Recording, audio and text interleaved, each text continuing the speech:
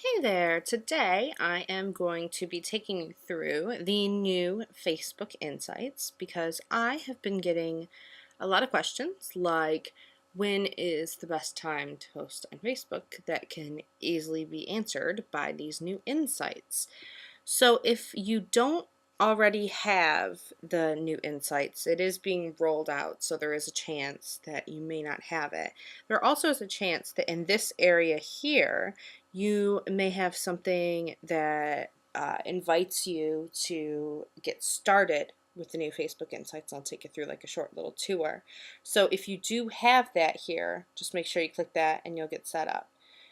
So I know a lot of people don't make good use of their Facebook Insights, but now that, this has been improved exponentially, it is even more of a gold mine of information. So I'll take you through each page here, and this is the overview, and it shows the last 7 days on my page. A lot of this is performance related, so likes, comments, new page likes as compared to the previous week, post reach, total page likes, things like that. So you can actually go into each one of these and see, page likes over time. So I'm going to take you back to the overview. All right, so these are your 5 most recent posts. And this is really interesting because this helps you figure out what types of posts are really popular on your Facebook page. And a lot of times it's going to be something that surprises you. So we'll get more into this. I just wanted to take you through the overview page. Let's go through the page, it's kind of weird. All right, so like I said, this is your Facebook likes over time, but you can adjust the time, much like you can if you use Google Analytics. You can go automatically right here, 1 week, 1 month, 1 quarter, or you can set specific dates to have a look at that. And that way you can benchmark against performance over time. So how was your growth in the previous month? All right, so net likes, what has changed? So this is going to break down your organic likes, your paid likes, so if you're using Facebook ads, and any unlikes. So as you can see, my unlikes here are pretty far and few between, so I'm not really going to worry about it. People unlike things all the time. No big deal.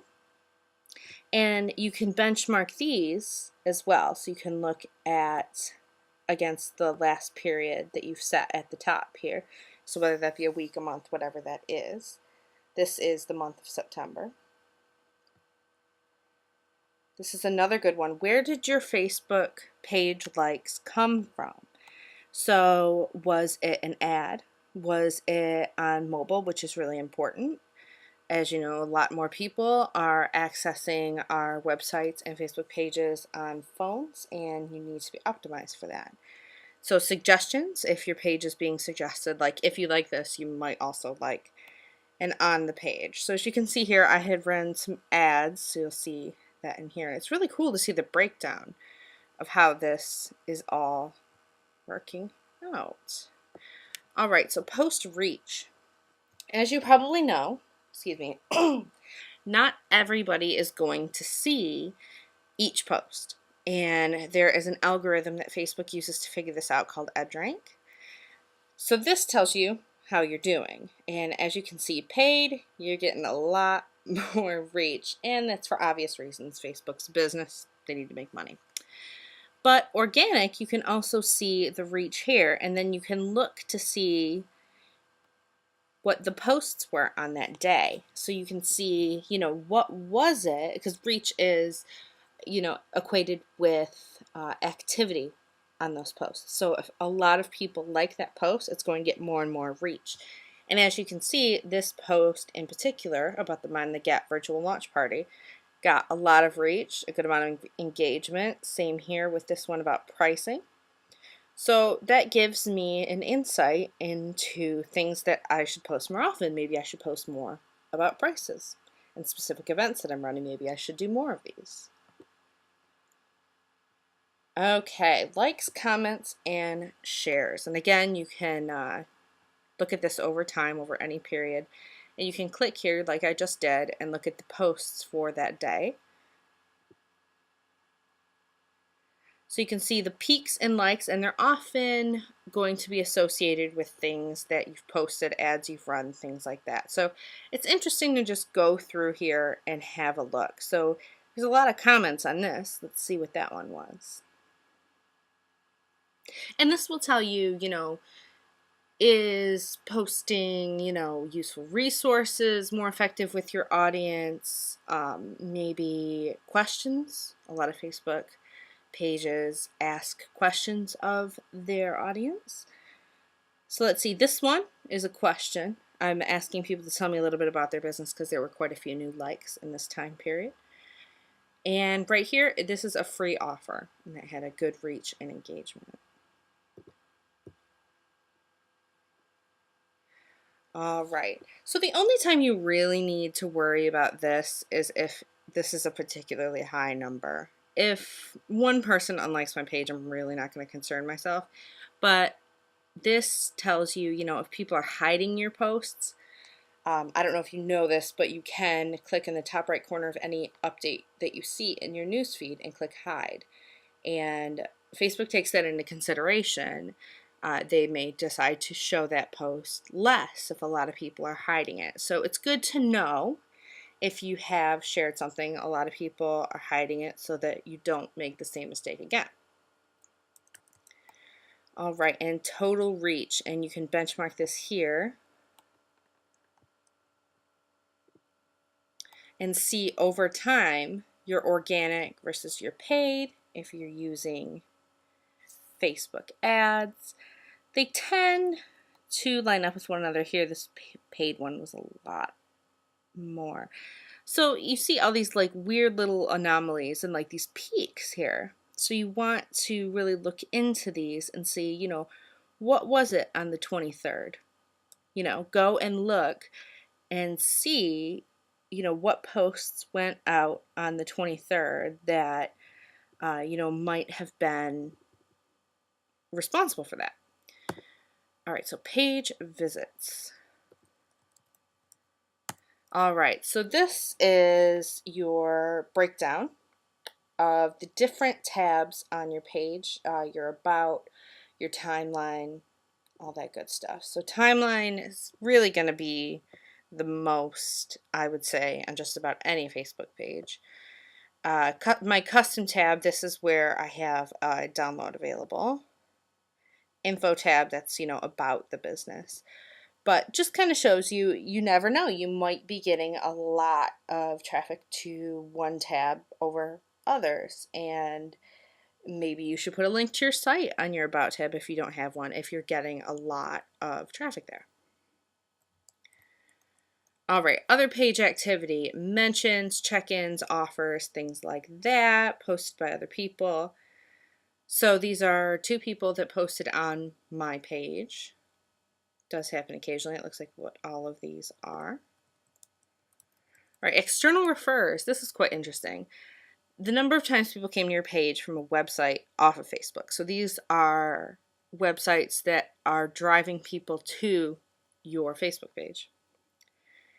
And let's see here, Photo Business Tools, which is a site that I had written a guest post for, has sent some. That's quite interesting. My site, Google, which is kind of interesting here. I wouldn't have thought that. See, this is the thing, is like you never really know what you're going to find in here. But it gets better. So, this breaks your posts down by the type. So you can see link, image, just a status update. Your reach, your engagement, and you can actually filter. So if you want to just see the engagement rate, if you just want to see likes, comments, and shares, you can do it that way. This helps you understand what is working best on your Facebook page. And the more you can replicate that success, the better reach you'll have, the more people will see your posts. So exactly what you want, right?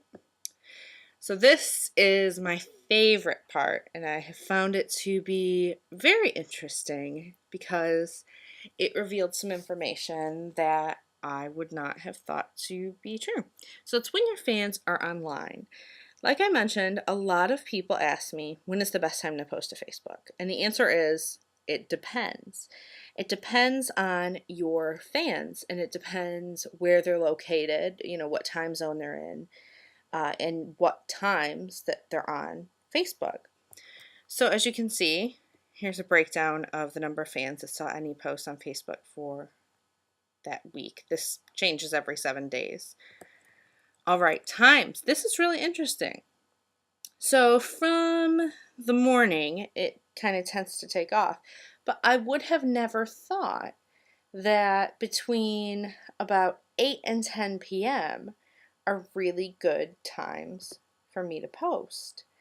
And I don't know why I didn't think of it. It's just one of those things, I suppose, but I do have a lot of people in my audience and fans of my Facebook page who are based in the US. And of course, US is 5 hours behind the UK, so that does actually make sense. For Eastern time, this is just getting off work time. For Pacific time, this is more like getting into the afternoon. And of course, you do have people in the UK. I, for one, am usually on Facebook around this time, just hanging out in the evening, winding down. So that was really interesting. So what I've done with that information is I do all of my posts with Buffer, which you've probably seen in my previous posts and amazing rave reviews about Buffer, but I changed my schedule on Buffer. I added a posting time between 9 and 10 p.m. So, and I make sure that the most important post of that day, the one that I want the most people to see on Facebook, goes out at that time. So you can get real strategic with it, and it has certainly made a difference. So if I have a new opt-in freebie, I'm going to post it around this time. I'm not going to post it, at 9 a.m. because that has about 100 less people that are seeing it. All right, best post types. Being a little slow here. Oh, another thing, you can export all of this information. It isn't anywhere near as pretty because it's going to come out in a spreadsheet, but you can if it is something that you want to do. So best post types. This is really cool because you don't actually have to go through each individual post to find this out. So video, I'm getting really good reach with video. I don't do a ton of them, as you probably know, but I'm getting really good engagement and really good reach with video. So that's definitely something I should take into consideration when it comes to planning out what I want to post. All right, so people, this is all about your fans. So this is a breakdown of the demographics, and my fans are 85% women, and they're primarily in the 25 to 34 and the 35 to 44 range. And this is quite interesting. So you can see here, about 30% of my fans are in this, but they only make up about 6% of the Facebook users as a whole. So that's quite interesting. Okay, and men make up about 14%, as you can see. So geography, like I mentioned, I do have a lot of people in the States, and for that reason, I needed to keep posting times, friendly for that part of the world. You'll also see some interesting places in here, and you'll also see a breakdown of cities, which is pretty cool. Atlanta, I don't know why that would necessarily be a popular place for me, but hey. And language, this is quite interesting too. You might find some interesting things in here. This is only really a few, and that's because my posts are in English probably for the most part, but just kind of interesting. And these are the languages that people will have had set as their default language, so the language that they use Facebook in. Not necessarily it's the only language they could speak, but it is the one that they use Facebook in. So we can dig deeper into this. So knowing your fans is great, but knowing the people that you're reaching is even better. So as you can see, these numbers are different. And I'm reaching women between 25 and 34 most. And another one here is men between 35 and 44. So that's quite interesting because as you saw, my percent of fans that are men, not that big. It's about 14%, but 10% of the fans that I'm reaching are in this one small sliver of the male demographic. And this, not a big surprise. Okay, so since I've started posting in kind of US friendly times, I am reaching more people in the US. That makes sense. So these are the same things, just based on who you're reaching, who saw your posts, at least one of them in the past 28 days, so roughly a month. So this is a breakdown, same kind of layout here of people that are engaged. So that means, they're taking an action, maybe they're liking a status update, maybe they're sharing, commenting. So this is pretty interesting. This seems to be quite a hot demographic for me. 25 to 34 women. So that's pretty interesting. So you can take things like that into consideration when it comes to, you're building out your ideal client. They're obviously very interested in what I have to say, sharing things that would be applicable to them. So again, no real surprises down here. Still mainly US, UK, some Canada. All right, so all of that comes together in your overview, which is why I wanted to take you through it first. And this is the past 7 days, and you can see it at a glance, but you can dig into any one of these. So what I want you to do, if you have access to the new insights, is to go through this, take about a half hour, have a look. You might find some interesting things. Find your most popular types of posts, your most popular posts, and the times that people are online, and plan your posting around that. If you do nothing else, plan your posting around the times that your fans are online. All right, well, I hope this has been helpful for you guys, and if you have any questions about it, just ask. See you later.